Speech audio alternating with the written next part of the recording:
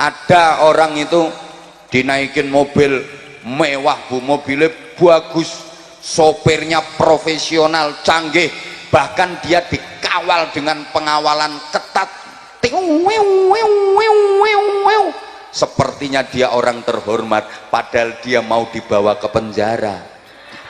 Lah koruptor kan tahanan KPK ditumpahno mobil apik kae, sopire canggih, pengawalan ketat, sepertinya orang terhormat, padahal itu mau dimasukkan penjara. Jangan heran orang di dunia kaya, duitnya banyak, tanahnya luas, rumahnya bagus, mobilnya mewah-mewah, padahal itu mau dimasukkan neraka sama Allah. Yang duduk di kursi diluk kabeh.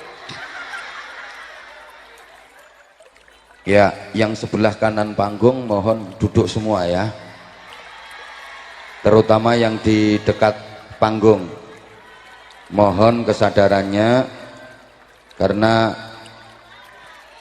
ibu-ibu yang di belakang itu pengen ngelihat wajah aku, bukan pengen ngelihat gegernya kamu. Tolong kesadarannya.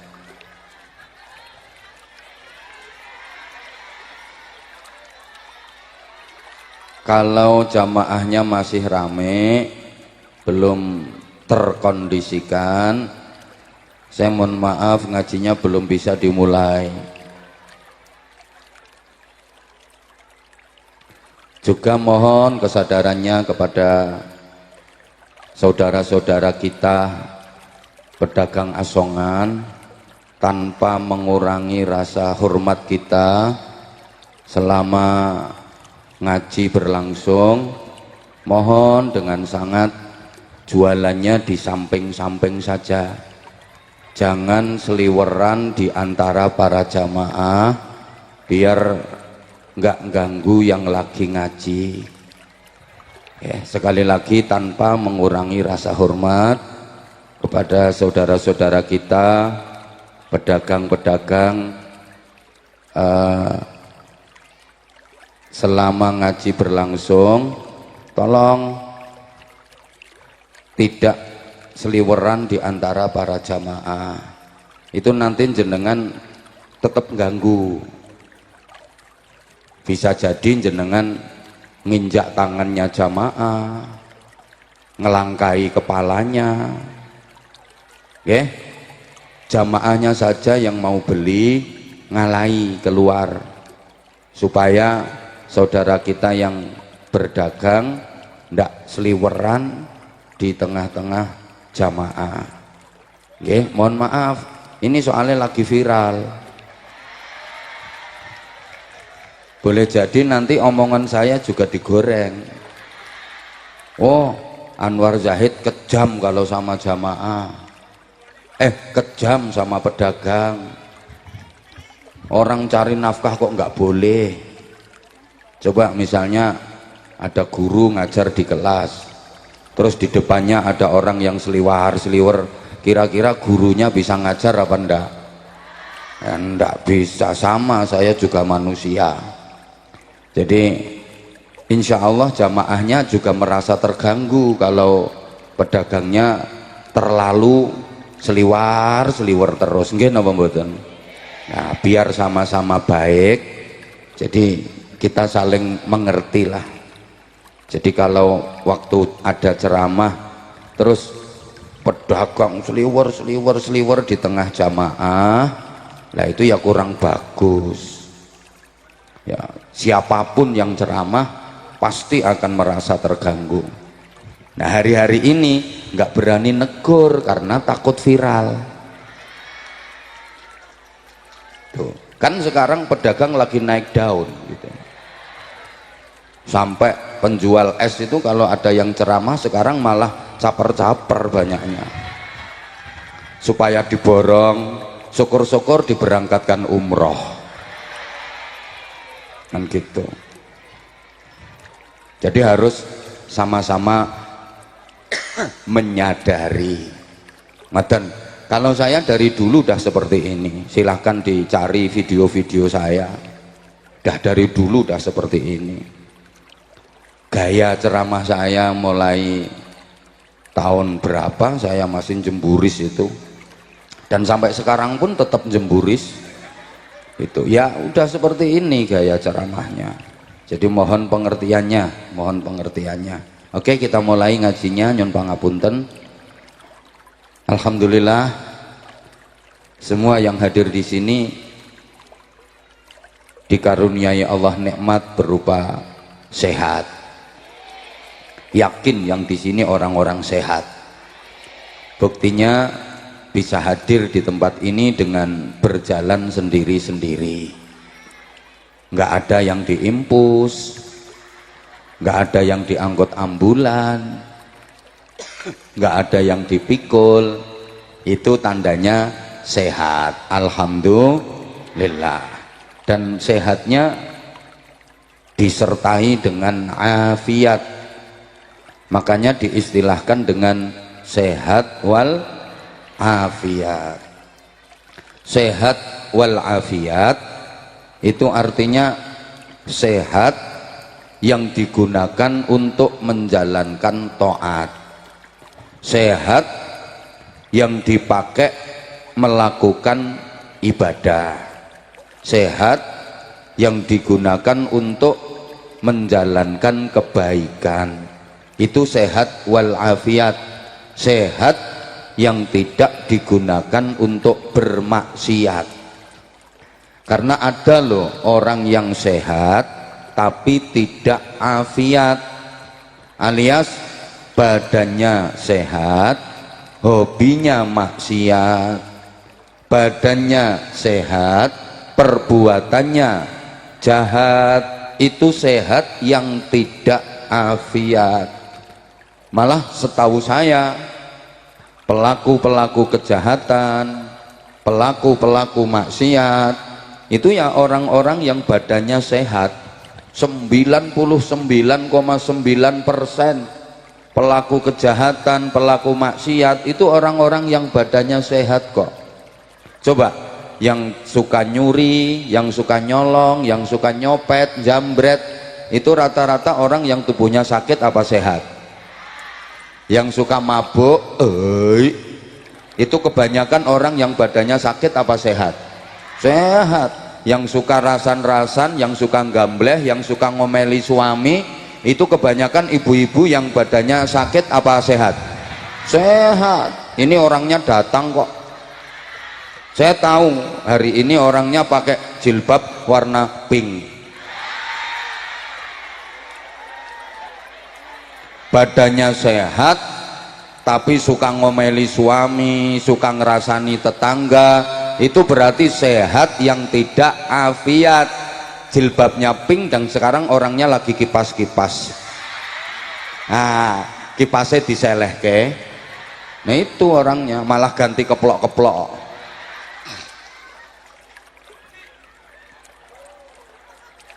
Yang suka gegeran, yang suka ndak rukun sama tetangga, berantem, itu kebanyakan orang yang badannya sakit apa sehat? Sehat. Itu sehat yang tidak afiat.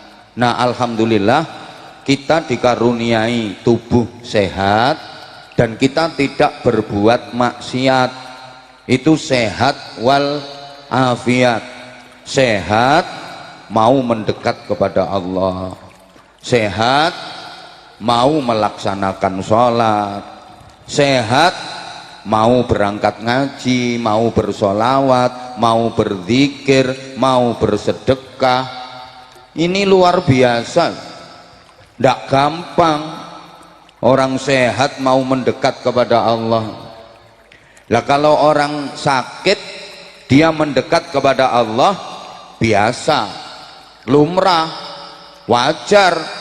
Emang dia lagi sakit, mau berdoa, mau berzikir, mendekat kepada Allah, pantas. Dikasih sakit langsung Allah, ya Allah, astagfirullah, subhanallah, subhanallah. Padahal kalau lagi sehat, lambene ndremimil ngunek-ngunekke wong. Wonten apa mboten? Iki wonge kudunge coklat.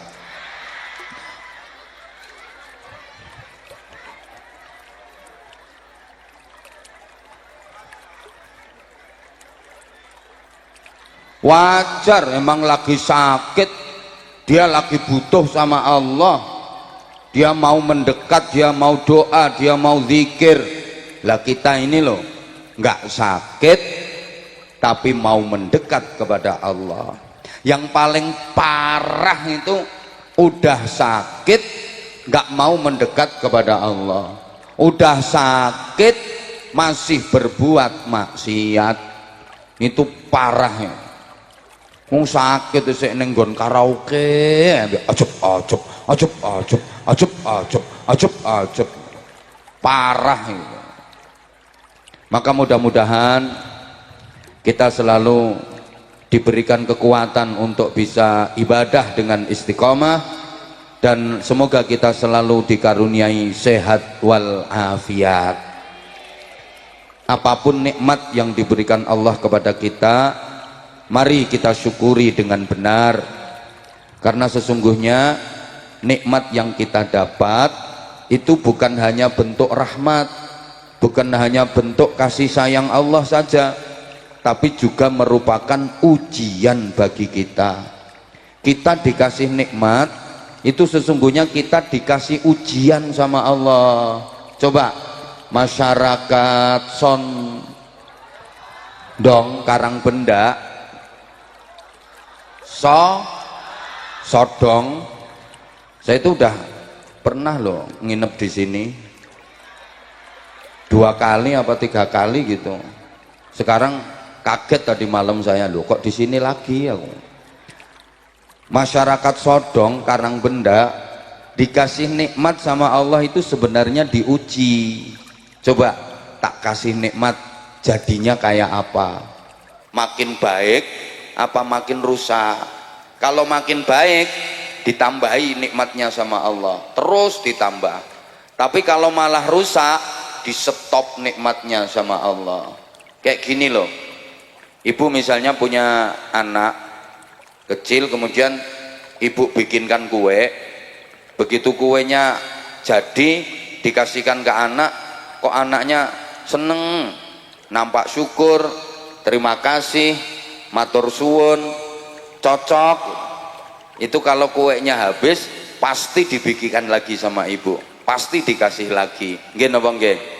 Sama, Allah kasih nikmat ke masyarakat Karangbenda, kok orangnya seneng, syukur, cocok, pasti dikasih lagi sama Allah, kasih lagi.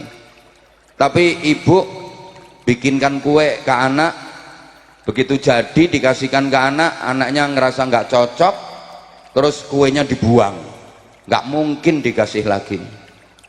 Ibu dikasih nikmat sama Allah, kok ngerasa nggak cocok, nggak puas, di stop sama Allah.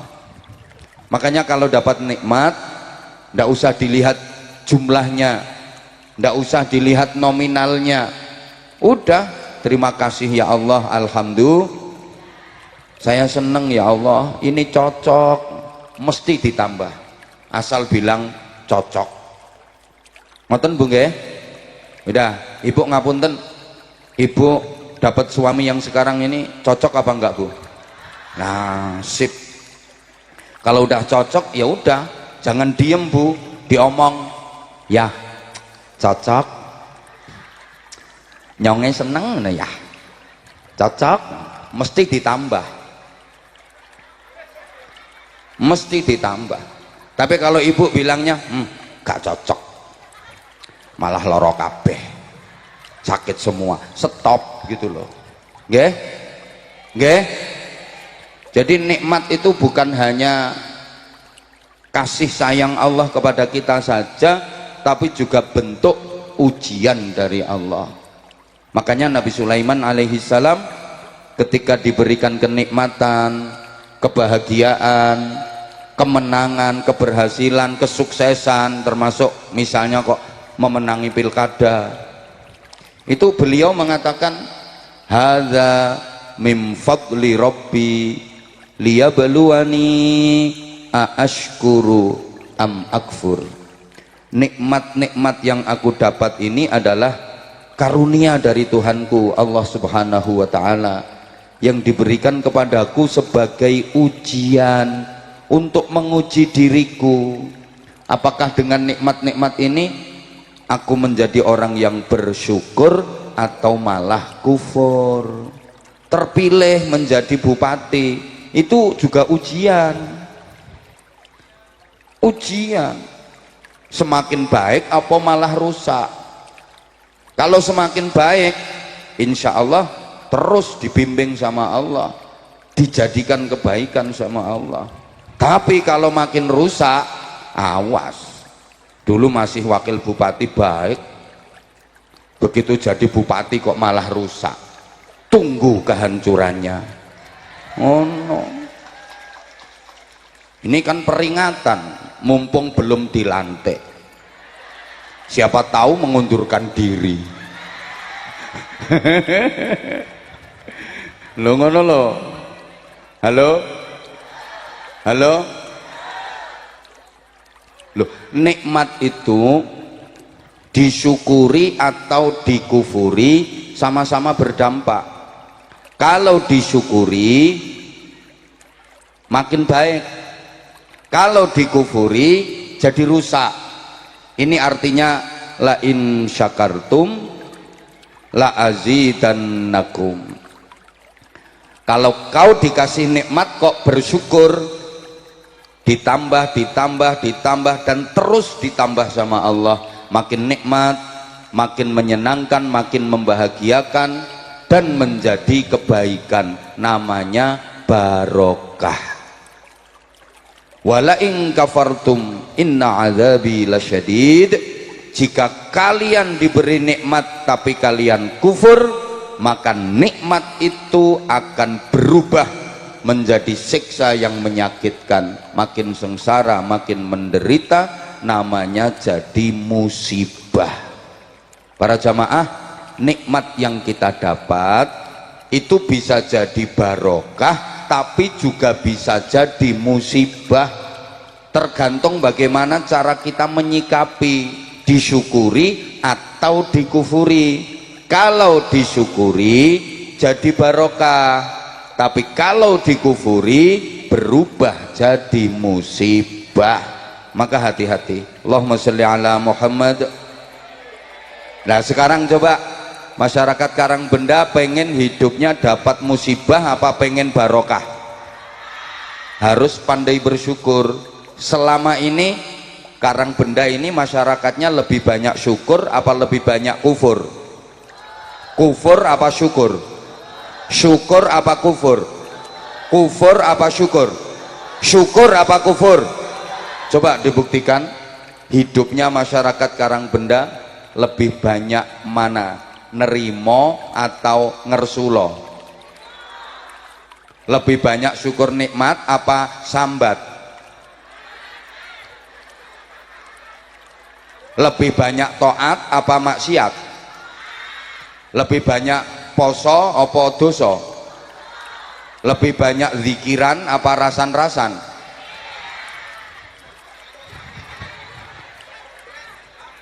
Coba duit sampean yang sekarang sampean punya itu menurut sampean sudah cukup apa masih kurang? Kurang piro ngomong. Lah itu namanya syukur apa kufur? Jangan salahkan siapa-siapa kalau hidup kita enggak barokah. Jangan nyalahkan siapa-siapa kalau hidup kita enggak bahagia. Ya salah kita sendiri, enggak pandai bersyukur. Padahal semua kita pengen bahagia, betul? Siapa yang pengen menderita? Enggak ada. Semua pengen bahagia. Makanya kalau azan dikumandangkan itu ada hayya 'alal falah. Ayo bahagia. Hayya 'alal falah. Ayo bahagia. Ngapunten, di sini azannya masih pakai hayya 'alal falah apa diganti yang lain? Oh masih nggih? Masih. Siapa tahu semua mahal, harganya mahal terus azannya dirubah. tetap pakai hayya alal falah. Itu artinya ajakan untuk bahagia, dan bahagia itu wajib. Kenapa? Orang itu harus baik. Orang baik itu orang yang hidupnya bahagia. Khairun nasi anfa'uhum linnas. Sebaik-baik manusia itu yang hidupnya bermanfaat untuk sesama. Sebaik-baik manusia itu yang bisa memberi manfaat kepada sesama, berarti bisa membahagiakan banyak orang. Memberi manfaat itu berarti membahagiakan. Orang yang baik itu orang yang bisa membahagiakan banyak orang.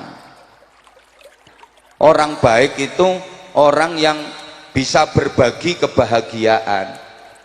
Dan yang bisa berbagi kebahagiaan hanya orang-orang yang hidupnya bahagia. Lah kalau hidupnya sendiri nggak bahagia, ya nggak mungkin bisa berbagi kebahagiaan kepada orang lain, betul? Ya. Yang bisa bagi-bagi duit ya hanya orang-orang yang punya duit. Lah kalau orang nggak punya duit kayak yang sekarang lagi ndoprok dan kipas-kipas itu, nah orangnya ketawa. Lah yang nggak mungkin bisa bagi-bagi duit, wong dia nggak punya duit, nggak mungkin bisa bagi-bagi. Malah senengane jagakno entuk ndum-nduman.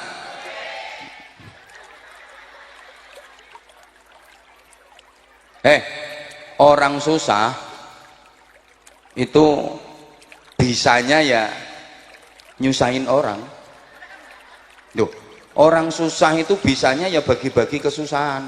Wong susah ki isone nyusahke wong. Sampean kalau ndak percaya, sampean duduk di samping orang yang lagi susah, pasti katut susah sampean. Nemen yo, karena dia cuma ngeluh, sambat, curhat, sambat, ngersulo, curhat, melu susah sampean. Makanya Pak Kapolsek emoh jejer wong melarat.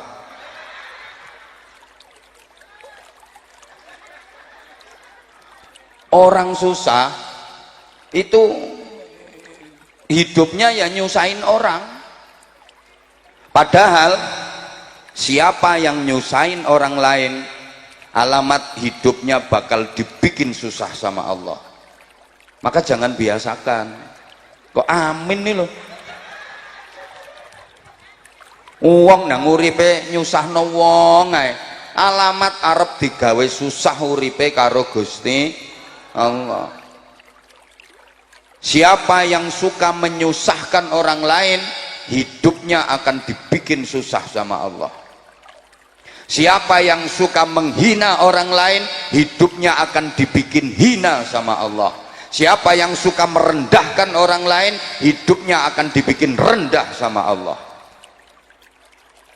Nah sebaliknya, siapa yang suka menghormati orang lain, ya dia akan dibikin terhormat sama Allah. Siapa yang senang memuliakan orang lain, dia akan dimuliakan oleh Allah. Siapa yang suka membahagiakan orang lain, dia akan dibikin bahagia sama Allah.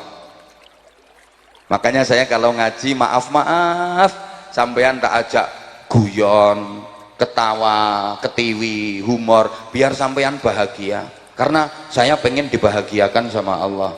Saya harus membahagiakan banyak orang. Makanya kalau ngaji bareng saya kayak gini, yakin nggak lupa kalau kredit nggak inget kalau kreditannya belum lunas. Itu kan masih banyak kreditan itu ketoro. Wajahnya wajah mengandung kreditan. Tapi kalau lagi kayak gini kan nggak inget. Lali, bupati terpilih pun lupa kalau hutangnya belum lunas. Loh dikira beliau nggak punya utang, modal kemarin utangan kabeh.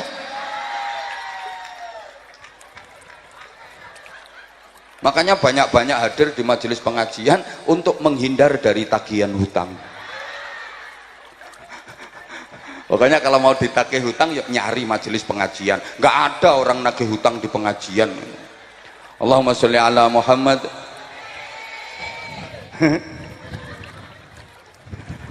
Nah Bapak Ibu, kalau pengen bahagia ya harus usaha, jangan berdiam diri.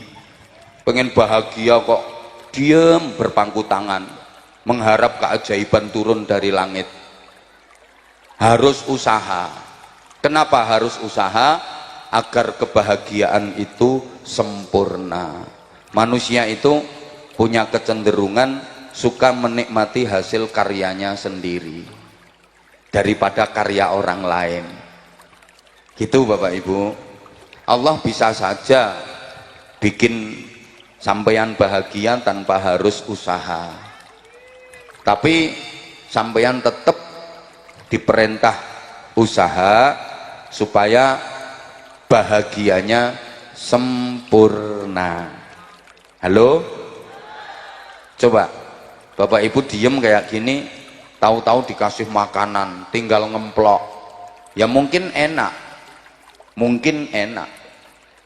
tapi lebih enak lagi kalau pakai makanan itu hasil karya ibu-ibu sendiri, hasil kerja keras ibu-ibu sendiri, akan jauh lebih nikmat. Mulai cari duit, belanja, masak, itu nikmatnya luar biasa. Belum mateng aja udah dicicipin terus.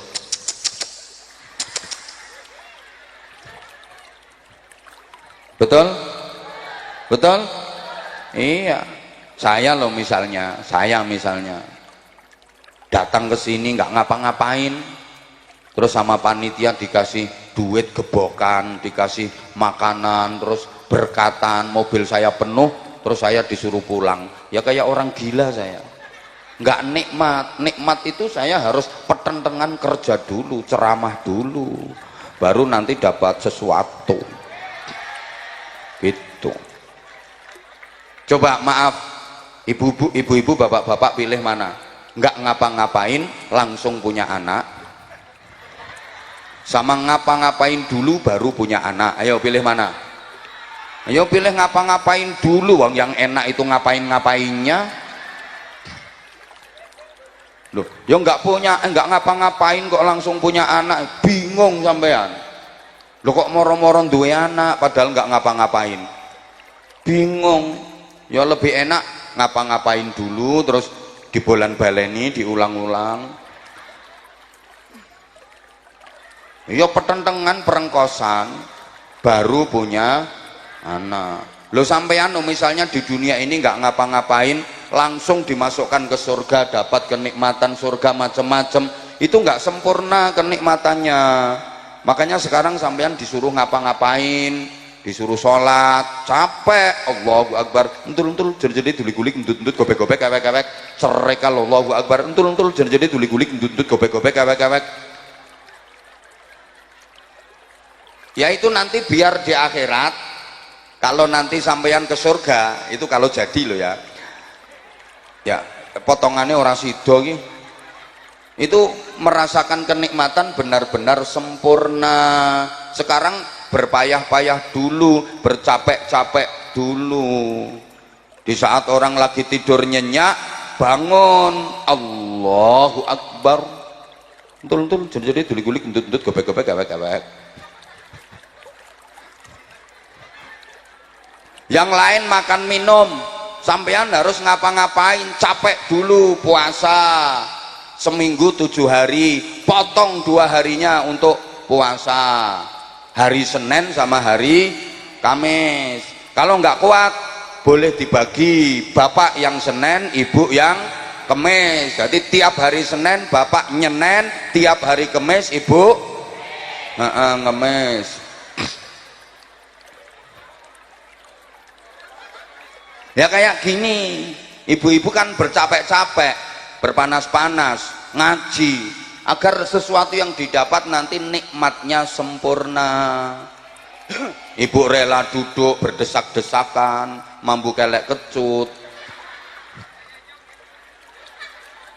kayak nyonge yang tidak mandi. Ayo coba gitu, supaya mendapatkan kenikmatan sempurna. Aku tadi kan udah ngomong jangan riwa-riwi, ya itu akibatnya orang yang riwa-riwi. Dilanjut gak ini? Oke, Bapak Ibu para jamaah, nikmat itu enggak harus enak, tapi nikmat itu membahagiakan meskipun sakit. Mbok gak direken aku. Nikmat itu enggak harus enak, tapi nikmat itu membahagiakan meskipun sakit. Terasa nikmat. Nikmat sama enak itu beda loh. Beda. Enak itu objektif, nikmat itu subjektif. Lah gak ngerti, ini guys gak ngerti. Dah kasih pertanyaan aja, tolong dijawab ya. Kalau jawabnya kenceng, semangat, insya Allah saya ngajinya lama. Karena jamaahnya semangat. Tapi kalau jawabnya males-malesan, ya sebentar aja, pindah, geser Purworejo. Ndak ngurus wong Karang Benda. Ayo, untuk membuktikan bahwa nikmat sama enak itu beda. Coba, makan di restoran mewah sama makan di tengah sawah, lebih enak mana? Nah, jawabnya mesti tengah sawah, soalnya sampean ndak pernah ke restoran mewah. Wong ranti duit. Jawabannya kompak, enak tengah sawah. Pancene ra tau ning restoran mewah. Padahal itu jawaban yang salah. Jelas lebih enak makan di restoran mewah. Enaknya loh, lebih enak makan di restoran mewah. Menunya lebih lengkap, bumbunya lebih spesial, lebih higienis, komplit, harganya juga lebih mahal, enak. Tapi kalau bicara nikmat, boleh jadi lebih nikmat makan yang di tengah sawah. Ya betul, wong potonganmu ra tau ning restoran mewah. Ayo ngene iki nang diviralno pelecehan ngono. Melecehkan orang miskin ngono. Ngece, merendahkan. Lah terus wong ceramah dikon piye terusan. Terus saudara-saudara sekalian rahimakumullah. Allah Subhanahu wa taala berfirman dalam Al-Qur'an kon ngono terus. Ayo potonganmu ra ngira teko no kene. Nggih napa mboten? Nah, kita ngajinya sama masyarakat awam kok. Itu loh. Ya harus bijaksana kalau nanti ada bikin aturan. Tuh. Loh nanti yang diizinkan ceramah hanya yang petentengan terus kuwi. Sing model Allahu Akbar ngono kuwi.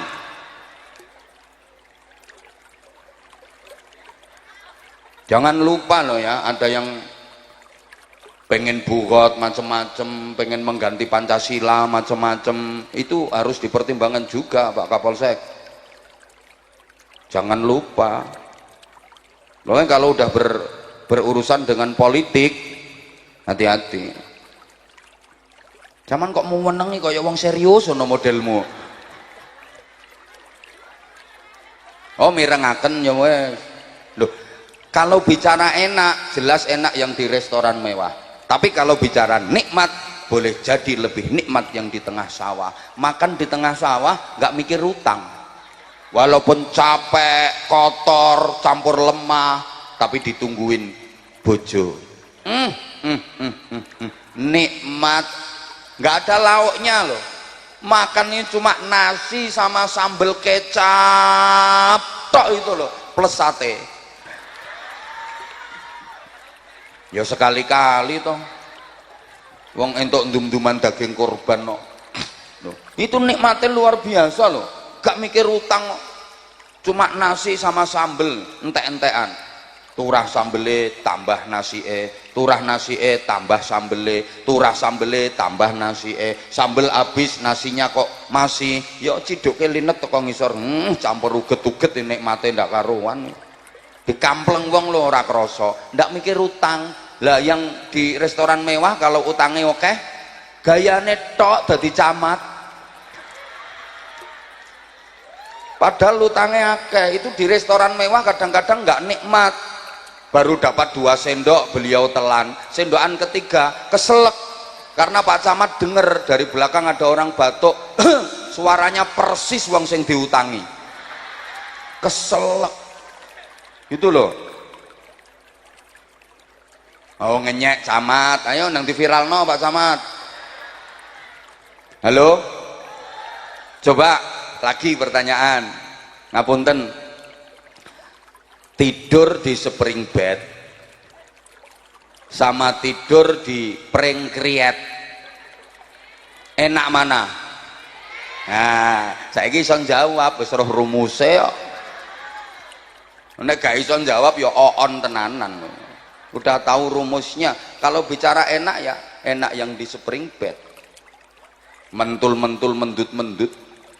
Tapi kalau bicara nikmat boleh jadi lebih nikmat ya di pring kriet dari bambu itu. Mau tidur gegere kecepit galar, kecantol paku, tapi mimpinya mimpi rekreasi, wisata di tempat-tempat yang indah. Lah nikmat. Lah yang tidurnya di spring bed mentul-mentul mendut-mendut, mimpinya mimpi kelelep, tenggelam, kecelakaan, mimpi jatuh, loro, apa dibergi gendruwo, loro, gitu loh. Halo, jadi nikmat itu kadang-kadang sakit. Maaf dijawab lagi, dicubit, dicewet, dicubit, sakit apa sakit? Sakit. Tapi kalau yang nyubit orang yang dicintai ya sakit, tapi terasa nikmat. Sakitnya sakit tapi rasanya nikmat. Contoh, kamu dicubit sama aku,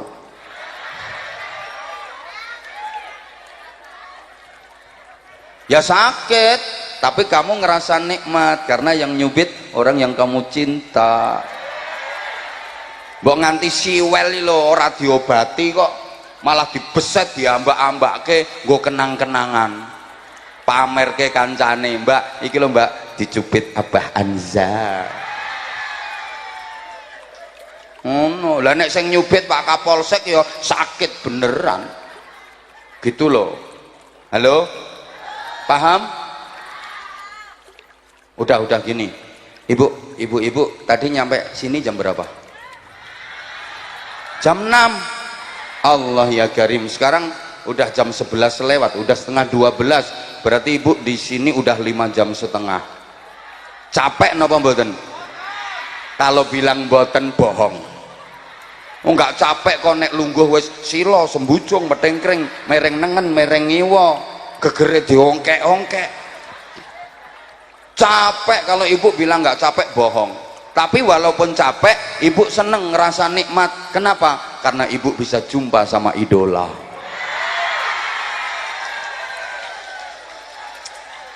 Makasih. Aku ceramah bisa bertahan sampai hari ini juga karena kamu sayang. Walaupun banyak penceramah-penceramah baru bermunculan, ternyata kamu nggak berpaling ke lain hati. Aku kalau tahu kayak gini tuh makin sayang sama kamu. I love you semuanya, I love you, I love you.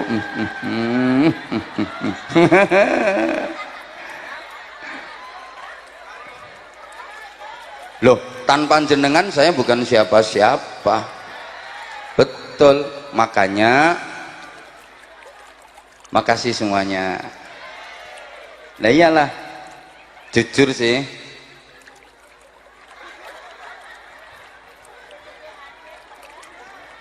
Ya Allah ya Karim, I love you.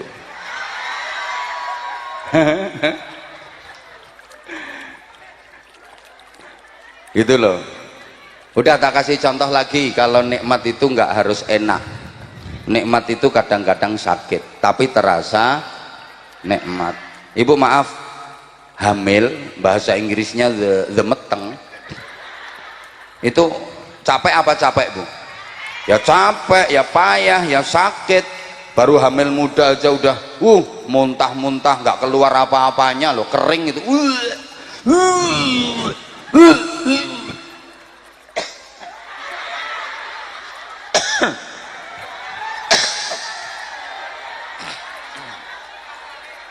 apalagi kalau hamilnya makin gede makin berat, capek ini, capek. Tapi ibu ngerasa nikmat kalau yang dikandung adalah anak dari suami yang dicintai.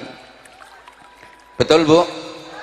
Betul. Orang tengah malam lagi tidur, bayi yang dikandung itu nendang-nendang perut, deyel-deyel, nyunjek-nyunjek, sakit, tapi ibu ngerasa nikmat. Buktinya kadang suami lagi tidur aja dibangunin, bayi ini nendang-nendang, deyel-deyel, ya bangun ya, bangun tangi ya, kilo proyek harapannya sampeyan ya, polai ya nikmat gitu loh. Lah kita semua pengen bahagia dunia hingga ke surga. Lah nanti diantara jalannya ya lewat masjid, maksud saya begitu. Waduh, makanya iya masih lama ya. Makanya kita diajari doa yang itu diabadikan dalam Al-Quran. Orang sering bilang sebagai doa sapu jagat, Rabbana atina fid dunya hasanah wa fil akhirati hasanah wa qina adzabannar. Ya Allah ya Tuhanku, berikanlah kepadaku kebaikan di dunia. Ya Allah ya Tuhanku, berikanlah kepadaku kebaikan di akhirat, dan selamatkanlah aku dari siksa neraka. Atau bisa diartikan, ya Allah ya Tuhanku, berikanlah kepadaku kebaikan di dunia, yang dengan kebaikan itu aku bisa mendapatkan kebaikan di akhirat, yang dengan kebaikan itu aku terselamatkan dari siksa neraka. Ini pelajaran Bapak Ibu para jamaah. Kalau kita teliti asbabun nuzulnya ayat ini, sebab-sebab turunnya ayat ini, kalau Bapak Ibu mau memperhatikan, tapi nek potong kamu rangira ngopo kok nyinaoni asbabun nuzul barang wis ora bakal mau ngaji ora cetha. Wis pokoknya tak kasih tahu, tak aturi matenge ngoten mawon nggih. Makanya enak kayak sampeyan ngaji terima jadi, terima mateng, tinggal nerima mengamalkan. Nah ini yang ceramah yang nyampaikan nih, nyarinya lama loh Bu. Di pesantren itu belasan tahun ngaji tirakat riyadhah susah. Jadi sampeyan ki padha karo mburuh ke kula. Lah kula sing petentengan leh goleki. Sampeyan mengkari ngrungokke wis mateng lho penake ngono. Ngono. Wah aku leh petentengan suwe. Makanya nanti kalau ternyata di akhirat kok Pak Camat, Pak Kapolsek surganya lebih bagus daripada saya, tak protes malaikat. Loh, wong kene gak tau ngerti helikopter kok. Pokoknya sing dangak-dangak ngingeti helikopter, muga-muga tengkengen. Udah kok. Ono. Lanjut. Oke. Ini kan dulu begini ceritanya. Ayat ini teguran dari Allah, sekaligus Allah meluruskan apa sayang?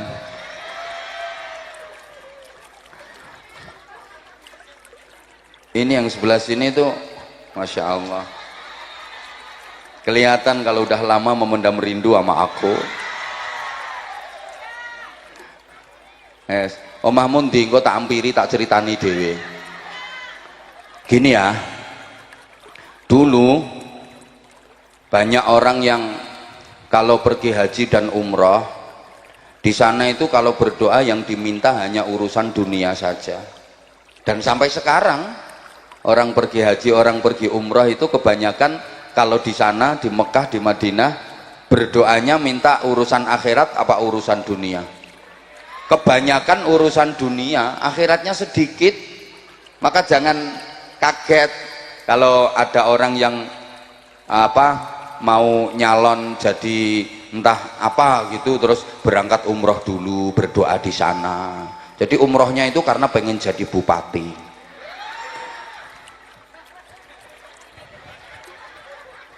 Umrohnya karena pengen jadi gubernur, umrohnya karena pengen jadi anggota dewan. Loh, jadi memang kebanyakan gitu. Coba kalau nggak percaya, yang sudah pernah umroh, udah pernah haji, kalau mau jujur, diinget-inget, selama haji, selama umroh di sana, kalau berdoa meminta kepada Allah itu lebih banyak minta urusan akhirat apa minta urusan dunia?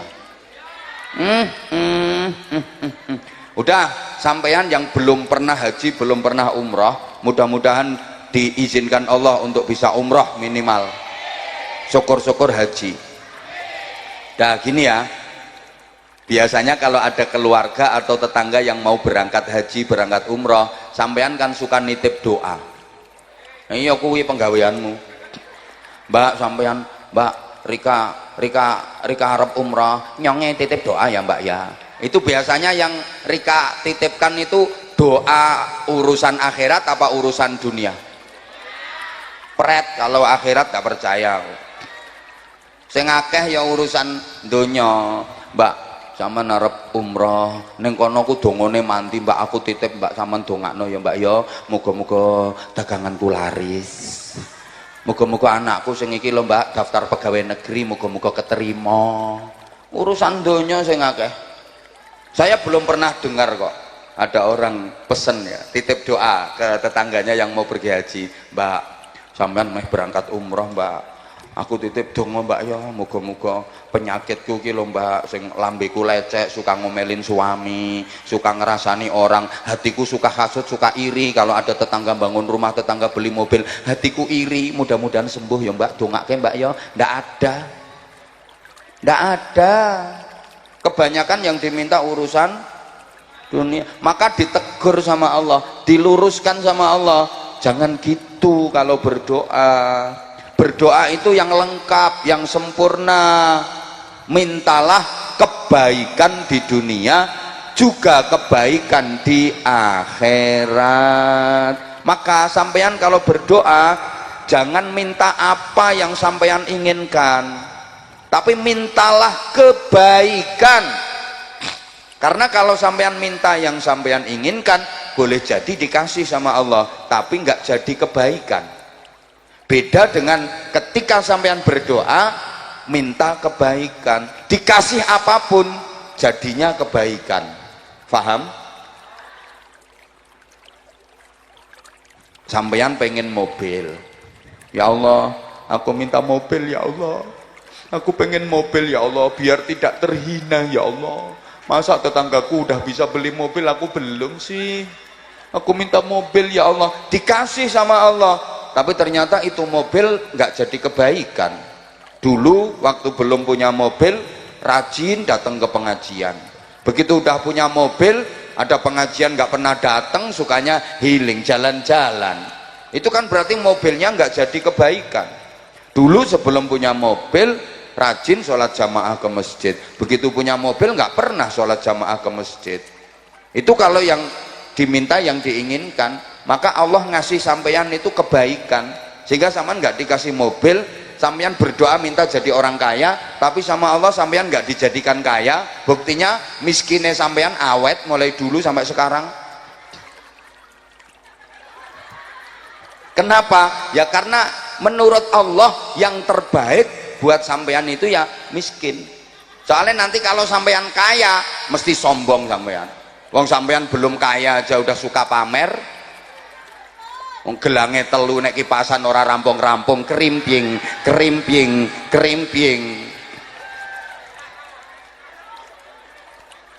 Apalagi nanti kalau kaya mesti malah dijentik-jentik, ditanya mau kemana Bu? Melengos, nggak level gitu. Daripada nanti sampean kaya tapi jadinya keburukan, mencelakakan, maka sampean disayang sama Allah, dibikin miskin. Gini loh Bu, banyak orang yang tampilannya di dunia ini menderita, tapi sesungguhnya dia akan dibahagiakan sama Allah. Banyak orang yang tampilannya di dunia ini bahagia, tapi sesungguhnya dia akan dibikin menderita sama Allah. Gak percaya?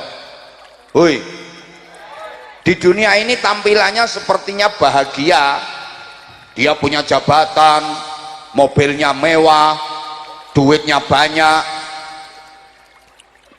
dia dihormati, sepertinya tampilannya bahagia, padahal sesungguhnya akan disengsarakan sama Allah. Ada orang yang tampilannya di dunia itu, ya Allah, menderita banget, udah miskin, rumahnya jelek, maaf, kendaraan juga ndak punya, pokoknya kalau ada acara apa-apa nggak pernah duduk kursi, wendoprok, ngelesot, tapi sesungguhnya akan dibahagiakan sama Allah. Loh, contoh Bu, ada orang itu dinaikin mobil mewah Bu, mobilnya bagus, sopirnya profesional, canggih, bahkan dia dikawal dengan pengawalan ketat, sepertinya dia orang terhormat, padahal dia mau dibawa ke penjara. Lah koruptor kan, tahanan KPK ditumpakno mobil apik kae, sopire canggih, pengawalan ketat, sepertinya orang terhormat, padahal itu mau dimasukkan penjara. Jangan heran orang di dunia kaya, duitnya banyak, tanahnya luas, rumahnya bagus, mobilnya mewah-mewah, padahal itu mau dimasukkan neraka sama Allah. Yang duduk di kursi ndiluk kabeh. Sama ndak usah iri sama yang duduk di kursi empuk itu, tampilannya kayak mulia, terhormat, boleh jadi itu rencananya mau dimasukkan, bukan saya ya yang ngomong ya.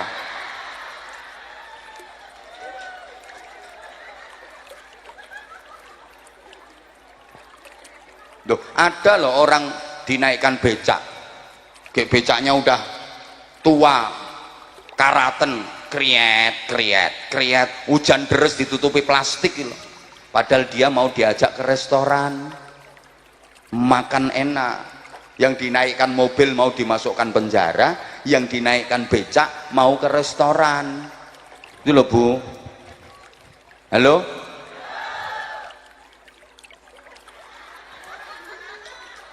Ini maaf ya, maaf Pak Camat, Pak Kapolsek, Pak Lurah, mohon izin, ini untuk menghibur yang miskin-miskin itu. Jadi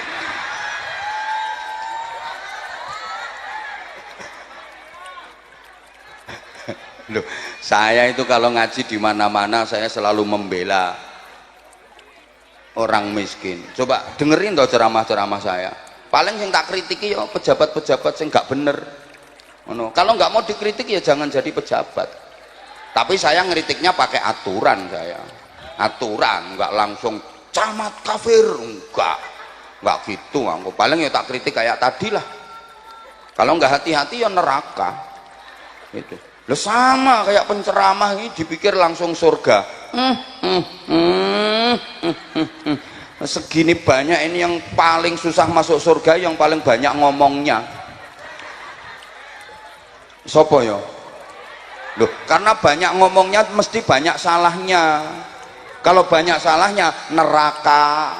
Makanya saya sering sampaikan, kiai disuruh ceramah dikasih amplop, itu bukan transportasi, bukan bisyarah, bukan sangu, itu uang kompensasi masuk neraka. Itu makanya kalau dikit ya nanggung. Sudah berani masuk neraka dapat kompensasi dikit ya nanggung. Gitu loh.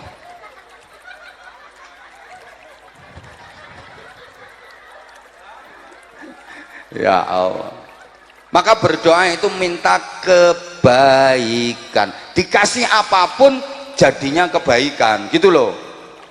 Dikasih kaya jadi kebaikan, dikasih miskin jadi kebaikan, menang pilkada jadi kebaikan, kalah pun jadi kebaikan. Allah semua yang ngatur, gitu loh. Ya mantuk-mantuk wong menang, coba kalah.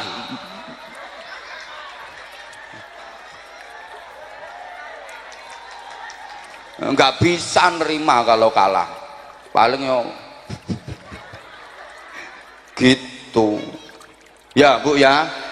Nah terus berdoa itu yang menghimpun, kayak doa sapu jagat tadi loh, ya Allah berikan kepadaku kebaikan di dunia. Apa itu?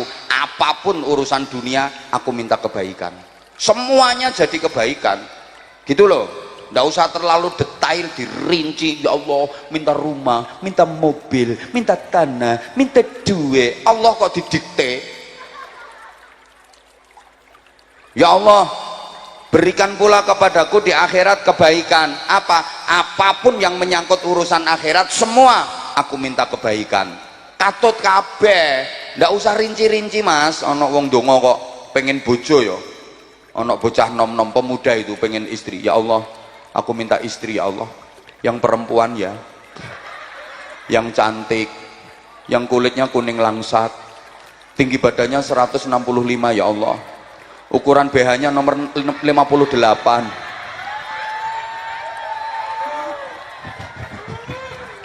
Wong Gusti Allah kok didikte, selamatkan aku dari azab neraka. Ini kan menghimpun semuanya gitu loh.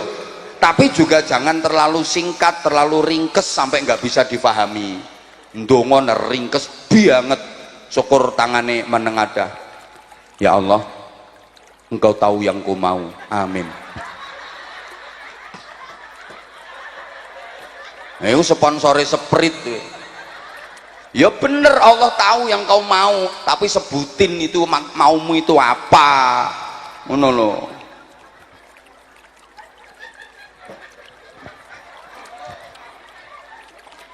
Paham? Tapi juga jangan rapopo banyu kok. Loh, sandalku lo teles, malah sandalku gak diopeni. Oh. Nah gitu, malah ribut juga ngombe.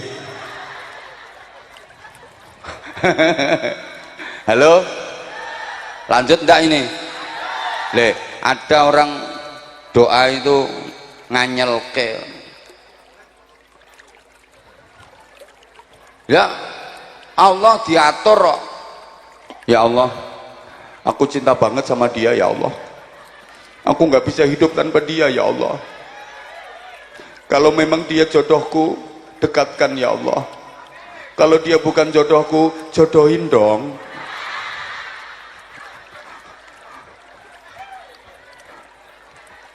Ya Allah, Engkau telah berjanji akan mencukupi segala rezekiku ya Allah. Itu janjimu dalam Al-Quran. Semua kebutuhan hidup akan kau penuhi. Tapi sampai sekarang aku kok masih miskin toh. Mana janjimu itu ya Allah? Mana tanggung jawabmu sebagai Tuhan? Gusti Allah kok dituntut? Tapok lambemu.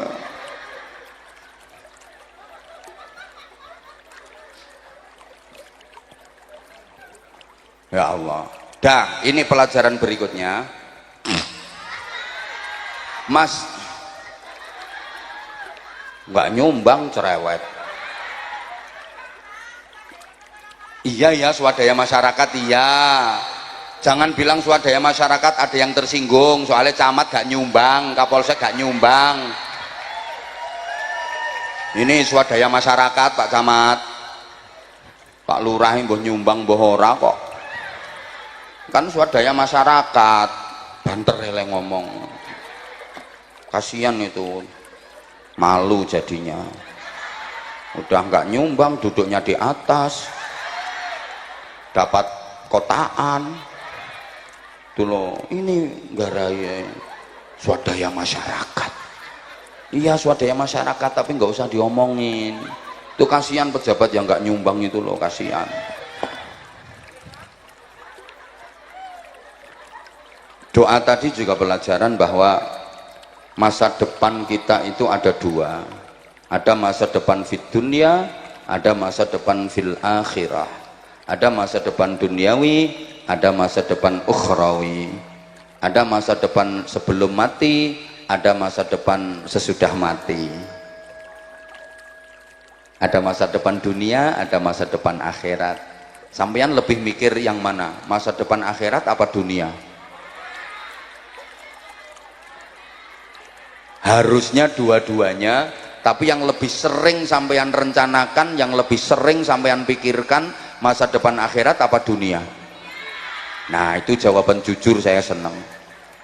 Karena memang Allah aja nyindir bal tu'thirunal hayatat dunia. Kebanyakan manusia lebih mementingkan dunia daripada akhirat, lebih memilih dunia daripada akhirat, lebih tertarik dunia daripada akhirat, lupa bahwa akhirat itu lebih baik, akhirat itu lebih langgeng, lebih abadi.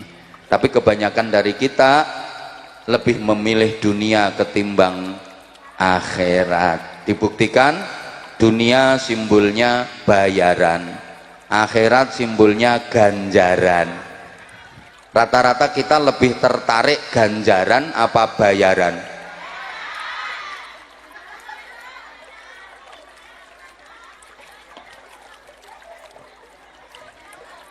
Akhirat simbolnya pahala, dunia simbolnya harta. Maaf, kebanyakan dari kita lebih seneng pahala apa harta?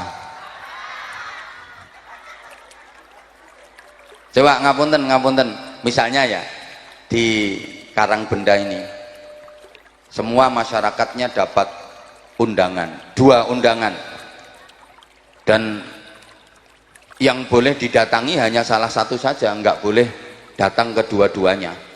Waktunya bareng, nggak boleh diwakilkan. Datangnya boleh satu aja, nggak boleh dua-duanya didatangi. Yang satu undangan untuk mendapatkan pahala, satunya undangan untuk mendapatkan harta. Jadi satu undangan untuk menerima ganjaran, satunya undangan untuk menerima bayaran. Satu yang ngundang langsung Allah, hayya 'alas shalah,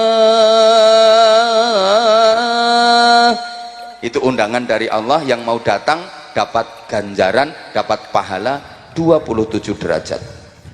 Satunya undangan dari bupati terpilih, yang mau datang dapat duit 1 jutaan. Ayo kira-kira masyarakat Karangbenda pilih pahala 27 derajat apa duit 1 juta? 1 juta wong 100.000 mbok terima, nganti tekan 1 juta. Oh malah 20.000.